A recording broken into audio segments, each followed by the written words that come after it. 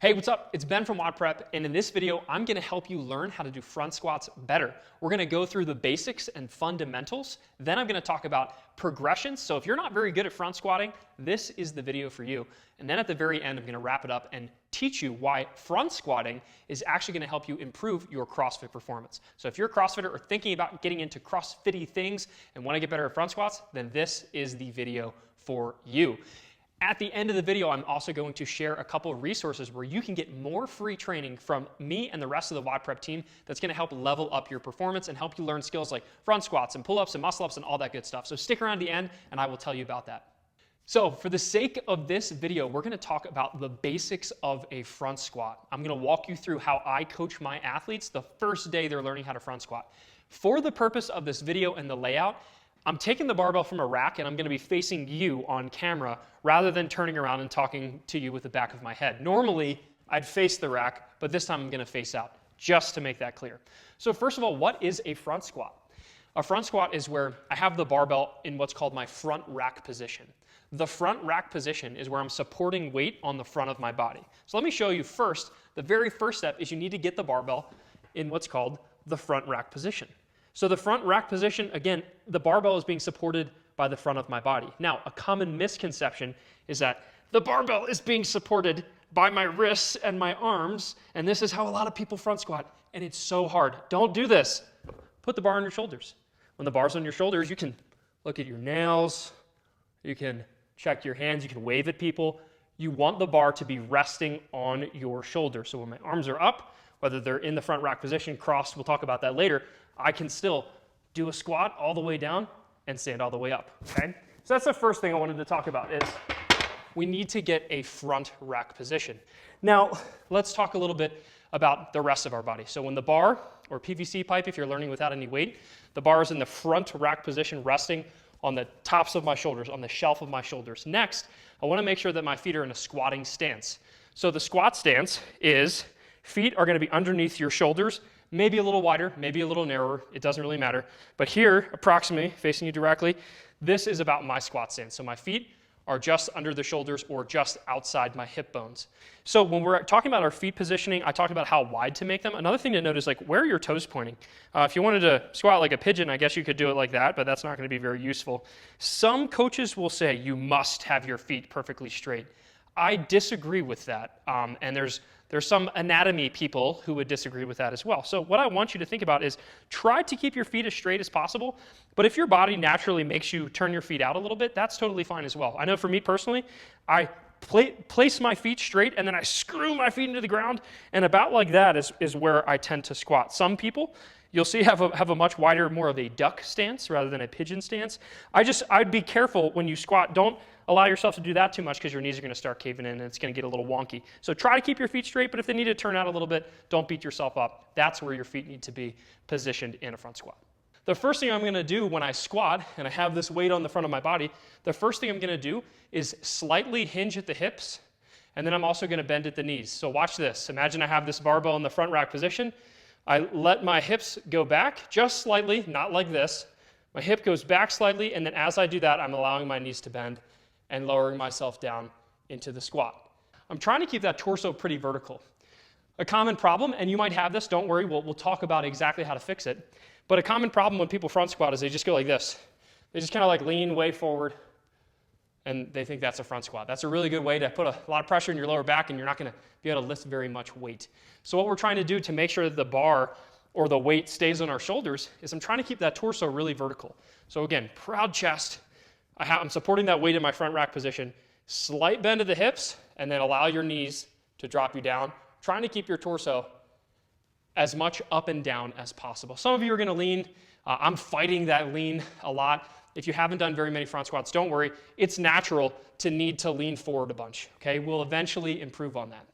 But we've talked about the front rack, we've talked about the hips, we've talked about the torso, we've talked about the knees. So a front squat, the definition of a front squat is when I'm taking my hips below my hip crease passes below the top of my knees. So basically, I'm going slightly below parallel. My hip crease, which is right here, goes just below the top of my knee, and I'm holding the weight in the front rack position. So that is a front squat. Let me demo for you really quick, actually using the weight. So barbell is on my front rack position. All that weight, or at least 90% of it, is sitting on my shoulders. I'm keeping my chest nice and proud. I'm going down below parallel and then standing up. Down below parallel and standing up. Okay, that is a front squat, and this is why you don't rack backwards. It's very awkward. So we've talked about the fundamentals of a front squat. The only last thing I want to say is that at the top of your front squat, so I have to go down, I have to come up. Make sure that to finish the rep, you stand up all the way. So your hips end fully extended and your knees end fully extended. You don't have to lock them out and squeeze, but basically I start fully locked out, drop down, come up, and fully locked out. Pretty simple stuff, okay? That is what a front squat is. Now, to help you as potentially a front squat beginner, let's talk a little bit about progressions and common mistakes that we see when teaching the front squat. I'm gonna help you make sure that you improve your front squat in this video. So really quick, I wanna make sure that you are unracking and re-racking the weight properly when you're doing a front squat. So when you go to the gym later today or tomorrow or whenever, and you do front squats, they're so great for you. But I see so many people take the barbell off the rack improperly, and then they definitely put it back on improperly. So here's all you need to do. It's very simple. Make sure that the J hooks of your squat rack are set to a height that allows you, when you stand up, to easily walk out. So I can walk out, walk back in, without having to do any sort of tippy toeing or anything like that. You want it to be at the perfect height where you can just walk forward and walk back to unrack the weight. So when you're going to do front squats, later today, tomorrow, whatever, the first thing we do, just like I mentioned in the basics, is we start by getting our feet in a squat stance. You're gonna walk out with it, but get that front rack position. So the barbell is now resting on my shoulders, stand up, and then now all I should need to do is walk directly back, maybe 1, 2 steps. Then from here, I'm gonna position my feet. So remember, feet just outside the shoulders, or just outside the hips or underneath the shoulders. So my feet are now in good position. I can take a breath. Brace, squat, do as many squats as you need. And then when you're done, really important here, I walk straight back into the rack until it clicks, and I release. Here's a common problem, and I have to demonstrate it because I've seen so many people do this wrong, and unfortunately it gets a lot of people injured, is they'll have it, let's say they do their front squat, and they come back and they're like, ugh, okay, let me just... And they're trying to literally lift the barbell off their shoulders, whether that's from a press or whatever. They're like placing it back on the rack. Just walk into the metal beams that are standing here. Walk straight forward, click, click, let the weight drop. A lot of times what I'll do is I will walk forward and I place it. I check right to make sure it's in the right spot, left to make sure it's in the right spot, and then you can let it go, okay? So that's just a quick note to make sure that you're unracking and re-racking the barbell properly. It'll really make sure you don't injure your wrists or shoulders or anything like that, and it's just gonna build a good setup for you to front squat properly. Now, for some of you, and I remember myself when I first started doing CrossFit, I could not front squat. Here's what would happen. I would get the barbell in this front rack position, and for me to have it on my shoulders, my elbows would be pointing straight down. Or if I wanted it on my shoulders, I'd have to only have one fingertip on the bar. That is a common mobility issue that a lot of people run into. If you're having a hard time supporting the weight on your shoulders and you don't feel like you have maybe enough flexibility in the wrist or flexibility in the shoulders to get that bar on that front rack position, that's fine. There's a couple different progressions we can use. But first, the standard is I want to be able to have my laser beams pointing forward. So when I'm teaching the front squat, a lot of times I tell my athletes, imagine there's a laser beam shooting out of my elbows or out of your elbows. I want to shoot those laser beams forward. Never shoot yourself in the foot. So a lot of people will do this, they'll squat, and then their elbows drop, and their back folds forward. What am I doing right now? I'm shooting myself in the foot. We don't want that. So throughout the entire squat, try to keep your lasers shooting forward. So my lasers are forward all of that squat, and it's difficult, it's tough, but if you can keep your elbows pointed forward, you will have a better front squat. So what happens if you can't keep your lasers forward? What happens if you can't keep your elbows up? Well, there's a couple different things. So the easiest way to scale down a front squat, especially if you're dealing with front rack immobility issues, is instead of having a true front rack position, you can cross your arms. So another way to do a front squat is just simply going from that normal front rack to take your hands off and then cross your arms. And you can still do front squats that way.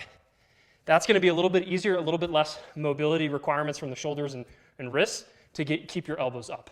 Another thing you can do is what's called the Frankenstein squat. So this is a great one. I teach people when I'm teaching cleans as well. Take your arms, hold them straight forward, and then try to squat. Same thing. I'm keeping my laser beams now are coming out of my fingers, and I'm keeping them shooting forward. Because if you can't keep a full grip, at least 4 fingers on that bar, you can let a couple slide off. So if you want, in order to get a front rack position, maybe you can't keep 4 fingers on it, you could just squat with 1 finger on it. It's a temporary solution, but I know a lot of people who that is the way that they front squat. They can only keep 1 or 2 fingers on the bar. So that is kind of the next level. If crossing your arms is maybe too easy, you can always start to go with 1 finger, 2 fingers, 3 fingers, 4 fingers, so on and so forth. For me personally, I used to have to do front squats like this, where I only had 2 fingers on the bar. That's the only way I could keep my lasers forward. But as I've done more and more fitness, as I've done more front squatting, just like will happen to you, the more you spend time in these positions, the more you spend time squatting, you're going to become more mobile, you're going to become more flexible, you're going to be able to do it and stay strong throughout the entire movement. So as a review, there's a few different levels. Level 1, the easiest way to front squat is crossing your arms, or there's even some things, there's some safety bars where you can grab handles. But for most of us, we have straight bars. Crossing your arms is level 1. Level 2 is where you maybe get 1 or 2 fingers in the front rack, and that's the way that you can keep your elbows up. And then the hardest way to front squat, or the thing that requires the most mobility, is getting 4 fingers on that bar and having the full grip. If you look at most Olympic weightlifters, they can actually keep a full grip on the bar and still keep their elbows all the way up the entire time, okay? I'm pretty proud of that. I worked hard on that. So ideally, eventually, you're going to be able to keep that full grip on the bar. So we talked about a few progressions to make the actual front rack part of the front squat better. Now let's talk about an even bigger problem, which is immobility or inability to hit full depth, full range of motion, or not being strong enough. So I have a few props that I brought out from the equipment lab here at WOD Prep headquarters. There's a few things, I use all of these with various athletes to help them improve their front squat performance. So if you can't load this bar up and easily do that full depth front squat with a full grip, have no fear, these things are gonna help. So one of the first progressions that I like to have people do, and you may have done this with a back squat or an air squat even, is have some sort of target that we're going to be squatting to. So I'm actually just gonna show you. So if I have this, usually a medicine ball or a wall ball is a great tool. You could also use a box or something like that. But if I just squat and wait for my butt to hit this ball, I know that I have the tactile cue that when my butt hits the ball, oh, I've reached full depth. A lot of people when they're squatting, they'll squat down to here and they're like, I gotta be low enough, and then they stand up, right? That's a partial range of motion front squat. That's fine, but ideally we wanna be working to that full range of motion. So we wanna see if we can get all the way down to our hips being below the top of our knees. So what's great is that a wall ball for a lot of people tends to be that perfect depth. So one thing you can do in the middle of a workout or in the middle of your strength section is put a ball or put some sort of target underneath your booty and squat to it. As soon as your butt touches, boom, you know you've reached the full depth and it's time to stand back up. I wouldn't do this with a ton of weight because you can't bail weight with a ball behind you. That's probably not a good idea, but this is a great way to start working the mechanics. Another thing that we can do if you're having trouble with depth, sometimes it comes down to ankle inflexibility. I know I used to have this problem big time. So one thing that we can do for our ankles is to simply lift up our heels. So if you've ever squatted on your toes, it's really easy to get depth, but it feels terrible. Well, the reason Olympic weightlifters really, really like weightlifting shoes is because it raises the heel from being flat to slightly off the ground. Having your heel off the ground makes the squat a lot easier. It's so much easier for me to get depth and keep my torso vertical compared to if I'm off of those plates.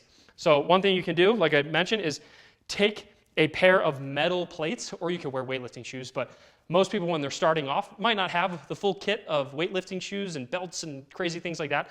So if you're having trouble hitting depth, try sliding 5 to 10 pound plates underneath your heels and then squatting that way.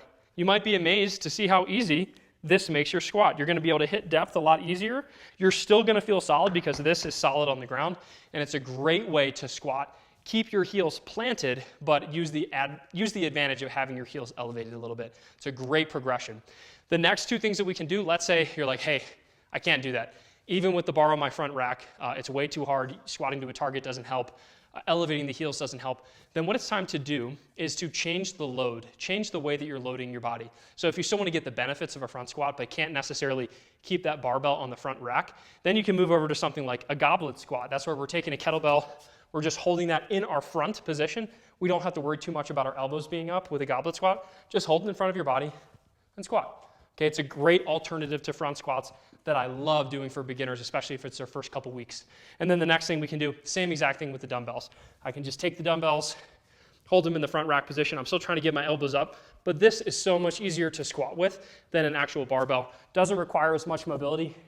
These are 4 different drills that you can use as a progression to build up and get more comfortable with front squats. Now, why are we doing front squats? Why is the front squat, in my opinion, one of the best movements that you can do to increase your CrossFit performance? Well, the facts are simple. Front squats are programmed in a lot of workouts, so obviously it's important to be good at them. But additionally, cleans. The reason most people front squat, especially weightlifters, is not to improve their front squat, it's to improve their clean. I know personally when I got stronger, when I saw huge PRs in my front squat, I also saw just as big of PRs with my clean. I know for me, roughly whatever you can do a 2, maybe 3 rep max for your front squat, that should be approximately your 1 rep max squat clean weight. So if you can clean it, or if you can front squat it 3 times, you should probably be able to clean it and hit that full squat depth. It's a phenomenal thing to practice. The better at front squats you get, I guarantee the better at cleans you get.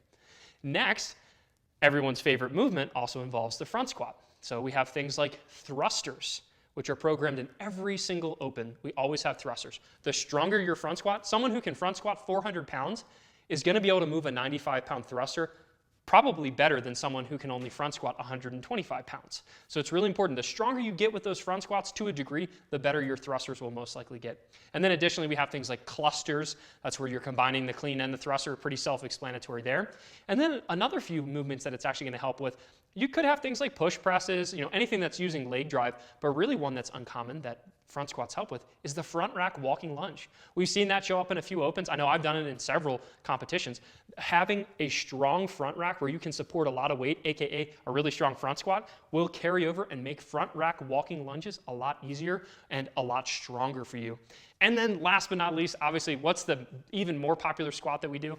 Not front squat, but back squat. If you get really good at a front squat and you start to see your positioning improve, naturally it's going to help you improve your back squat as well, which also carries over to all the movements I just mentioned. So the bottom line is if you want to get better at CrossFit and you haven't spent a lot of time improving your front squat, that is something you absolutely need to do, and it's going to increase your performance. If you want more tips from myself and the WOD Prep team, we have a ton of free training. And we even have an article to go along with this video that's going to help you learn even more about how to master the front squat. Scroll down below this video or look in the comments wherever this is posted. We have a link that will take you to the article that we wrote about front squats and also to take you to a bunch of free training that you can get from the WOD Prep team. So I hope that you like this video. If you like it, make sure to smash that like button. If you don't like it, click the down button. That's totally fine too. Don't forget to hit subscribe, and I will see you in the next video.